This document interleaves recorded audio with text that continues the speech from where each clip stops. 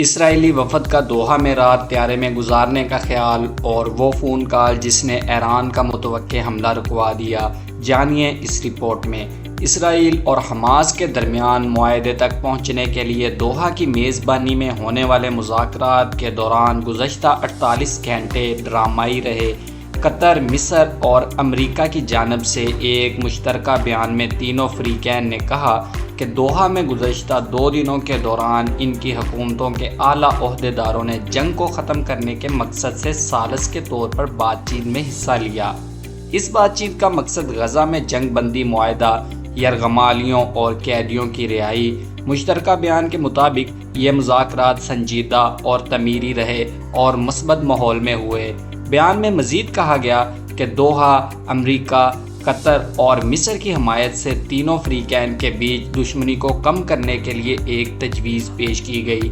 یہ تجویز پچھلے ہفتے کے دوران ہونے والے معاہدے کے نکات پر مشتمل ہے اور فریقین کے بیچ خلا کو ایسے پر کرتی ہے جس سے معاہدے پر تیزی سے عمل درآمد ممکن ہو سکے گا۔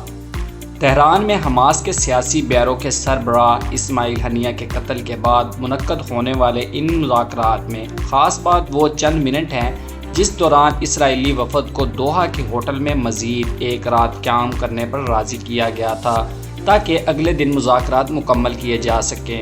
اسرائیلی وفد جانتا تھا کہ بیروت میں حزب اللہ کے سینئر کمانڈر فواد شکر اور تہران میں حماس کے اہم رہنما اسماعیل ہنیہ کے قتل کے بعد اس خطے میں اسرائیل سے باہر کہیں بھی رہنا ان کے لیے کتنا خطرناک ہو سکتا ہے۔ یاد رہے کہ گزشتہ ماہ حماس کے سیاسی ونگ کے سربراہ اسماعیل ہنیہ ایران کے دارالحکومت تہران میں ایک فضائی حملے میں ہلاک ہو گئے تھے۔ خیال کیا جاتا ہے کہ اسماعیل ہنیہ کے قتل کے پیچھے اسرائیل کا ہی ہاتھ تھا۔ ہنیہ کے قتل سے چند گھنٹے قبل از وقت اسرائیل نے لبنان کے دارالحکومت بیروت میں ایک فضائی حملے میں حزب اللہ کے اہم رہنما فواد شکر کو بھی ہلاک کیا تھا۔ اسرائیلی وفد کا ہوٹل کے بجائے جہاز میں رات گزارنے کا فیصلہ۔